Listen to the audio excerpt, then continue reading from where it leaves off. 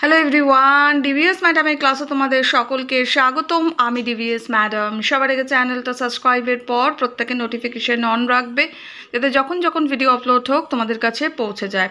আলোচনার বিষয় আজকে ক্লাস 7 সায়েন্সের আমরা লাইফ সায়েন্স থেকে চ্যাপ্টার 6 নিয়ে আলোচনা করছি।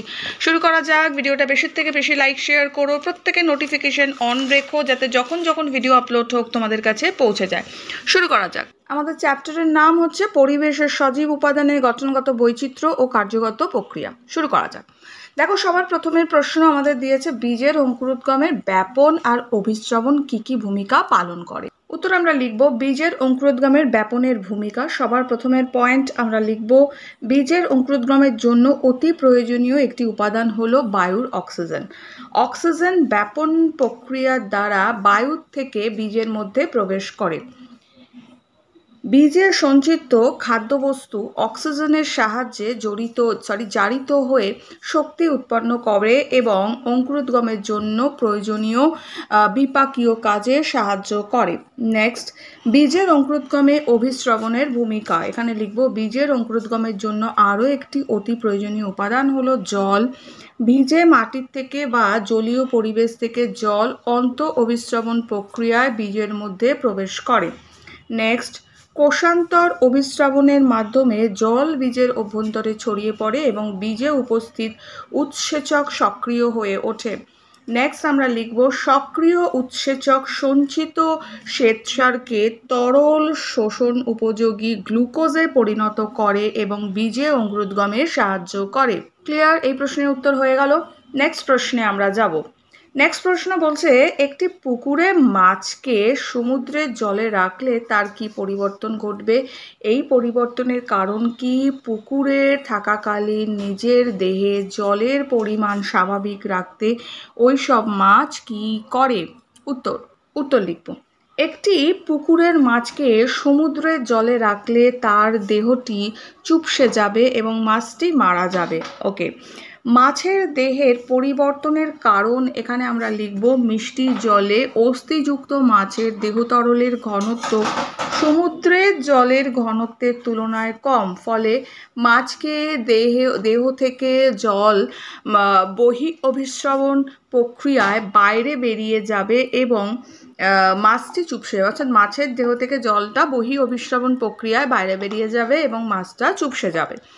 নেক্সট, পুকুরে থাকাকালীন মাছের দেহের আকৃতির কোনো পরিবর্তন ঘটে না, অর্থাৎ জলজ পরিবেশে বসবাসের জন্য এরা অভিস্রবণ নিয়ন্ত্রণ ব্যবস্থার দ্বারা দেহে তরল ঘনত্ব বজায় রাখতে পারে বা বজায় রাখে।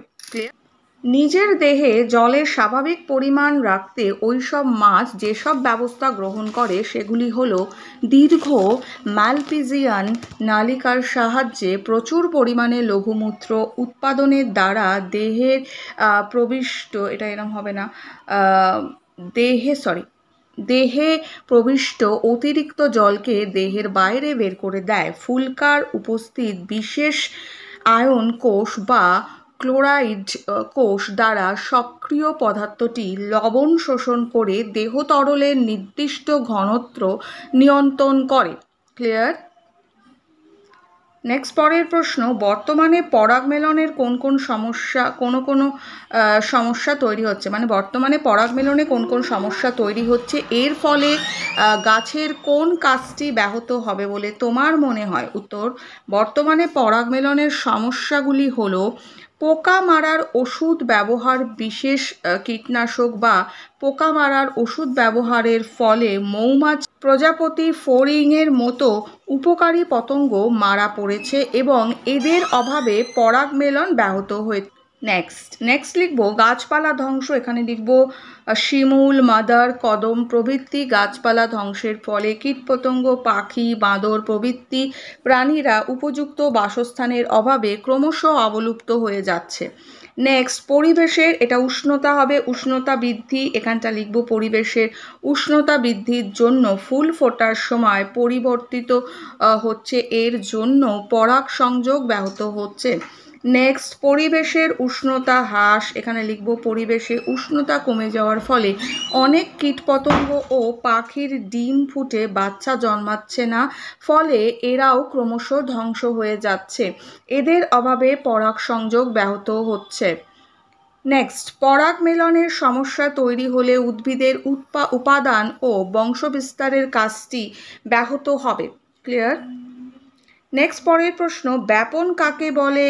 এটি পরীক্ষার সাহায্যে ব্যাপন প্রক্রিয়া নির্ণয় করো। উত্তর আমরা লিখব ব্যাপন, এটা ব্যাপন হবে ব্যাপন যে পরোক্ষ, এটা ব্যাপন হবে যে পরোক্ষ ভৌত প্রক্রিয়ায় নিজস্ব গতিশীল প্রভাবে পদার্থের অণু বা আয়নগুলি তাদের বেশি ঘনত্বের স্থান থেকে তাদের কম ঘনত্বের স্থানে স্বতঃস্ফূর্তভাবে ছড়িয়ে পড়ে এবং সম ঘনত্বের অবস্থা তৈরি করে, তাকে ব্যাপন বলে।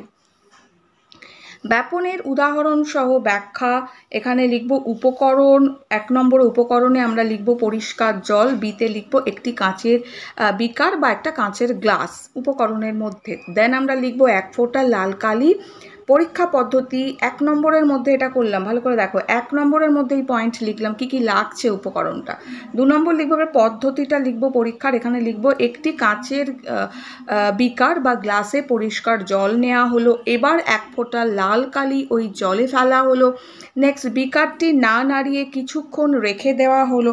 এবার আমরা পরীক্ষাটা করে নিলাম। পরীক্ষার পর পর্যবেক্ষণটা কি করব, কি দেখা যাবে। লিখব লাল রং ধীরে ধীরে জলের মধ্যে ছড়িয়ে পড়েছে।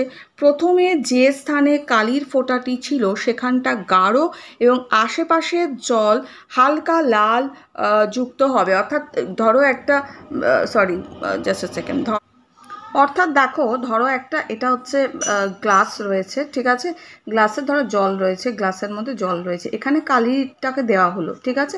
ধীরে ধীরে ধীরে ধীরে ওটা ছড়ায়, প্রথমে বেশি করে থাকবে, তারপরে ধীরে ধীরে ধীরে ধীরে কিন্তু ওটা সারা জায়গাটায় ছড়াবে। ওকে, তাহলে প্রথমে যে স্থানে কালির ফোঁটাটি ছিল সেখানে গাঢ় এবং আশেপাশের যে জল সেটা হালকা লাল রঙের। অর্থাৎ আমি যদি এই কালিটাকে এখানটা ছড়িয়ে দিই, গ্লাসটার মধ্যে দিয়ে যদি কালিটাকে ছড়াই, তো এই জায়গাটা কালিটা পার্টিকুলার ফেলছি, তো এই জায়গাটা ডিপ থাকতে পাশের যে জায়গাগুলো সেটা হালকা হালকা হালকা হালকা কালার থাকছে, ঠিক আছে। নেক্সট, আধা ঘন্টা পরে দেখা গেল বিকারের সমস্ত জলটি একই লাল রঙের হয়ে গেছে। অর্থাৎ আধা ঘন্টা পরে সেই যে জলটা ছিল সেটা কিন্তু মিক্স আপ হয়ে, সেই যে কালিটা ছিল এটা পুরো জলের মধ্যে মিক্স আপ হয়ে যাবে, আর পুরো জলের কালারটা কিন্তু একই রকম থাকবে। ধরো আগে যেমন এখানটা ডিপ ছিল, বাকি জায়গায় হালকা ছিল, সেটা হবে না, পুরো জায়গাটাই কিন্তু একই রং হয়ে যাবে। ওকে, সিদ্ধান্ত, এর থেকে আমরা কি বুঝলাম? সিদ্ধান্ত মানে পরিষ্কার জলের তুলনায় লাল কালির জলের ঘনত্বটা বেশি, এর ফলে লাল কালির অণুগুলো তাদের বেশি ঘনত্বের স্থান থেকে পরিষ্কার জলের কম ঘনত্বের স্থানে নিজস্ব গতিশক্তির প্রভাবে ছড়িয়ে পড়ে। পরীক্ষার শেষে বিকারের জল একই রকম লাল রং হওয়ার কারণ হলো জল ও লাল কালির মিশ্রণটি ব্যাপন প্রক্রিয়ার মাধ্যমে সমঘনত্বে পরিণত হয়েছে। এই পরীক্ষাটি তরলে তরলে সংঘটিত ব্যাপনের একটি উদাহরণ। ঠিক আছে, বোঝা গেল?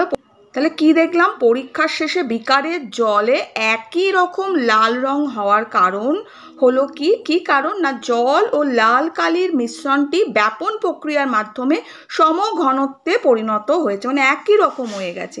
এই পরীক্ষাটি তরলে তরলে সংঘটিত ব্যাপনের উদাহরণ। ওকে, নেক্সট প্রশ্ন, জীবজগতে অভিস্রবণের গুরুত্ব লেখো। উত্তর লিখব জীবজগৎ অভিস্রবণের গুরুত্ব। জীবজগতের গুরুত্বতে দেব স্থলজ উদ্ভিদ মূলরূপ দ্বারা মাটির থেকে এবং জলজ উদ্ভিদ সারা দেহ দিয়ে পরিবেশ থেকে জল অভিস্রবণ প্রক্রিয়ার দ্বারা সংগ্রহ করে। নেক্সট, অভিস্রবণ প্রক্রিয়ায় শোষিত জল বীজের অঙ্কুরোদ্গমের সাহায্য করে এবং ভাজক কলা কোষের বৃদ্ধি ঘটায়। নেক্সট হচ্ছে অভিস্রবণের ফলে কোষের রসস্ফীতি ঘটে ও বিরুৎ জাতীয় গাছ খারাপভাবে দাঁড়াতে পারে। নেক্সট হচ্ছে পত্ররন্ধ্রের খোলা ও বন্ধ হওয়ায় অভিস্রবণ দ্বারা নিয়ন্ত্রণ হয়। নেক্সট হচ্ছে লজ্জাবতী পাতার সিসমোন্যাস্টি চলন, ফুলের পরিস্ফুট এবং ফল ফেটে যাওয়ার ঘটনাও অভিস্রবণ দ্বারা ঘটে। নেক্সট হচ্ছে প্রাণী জগতের গুরুত্ব। প্রথম লিখব অভিস্রবণের মাধ্যমে কোষের ভেতরে এবং বাইরে জলের ভারসাম্য বজায় থাকে। এই প্রক্রিয়ায় রক্ত থেকে কলা কোষে আদান প্রদান ঘটে। নেক্সট, মূত্র উৎপাদনে এই প্রক্রিয়া গুরুত্বপূর্ণ ভূমিকা পালন করে। হয়ে গেল, এইভাবে আমরা কমপ্লিট করলাম। তাহলে এই প্রশ্নগুলো দিলাম, ভালো করে পড়ো। দেখা হচ্ছে একটু পরে নেক্সট ভিডিওতে। এখনের জন্য এটুকু, বন্ধুদের সঙ্গে শেয়ার করো, লাইক করো। খুব ভালো থাকো।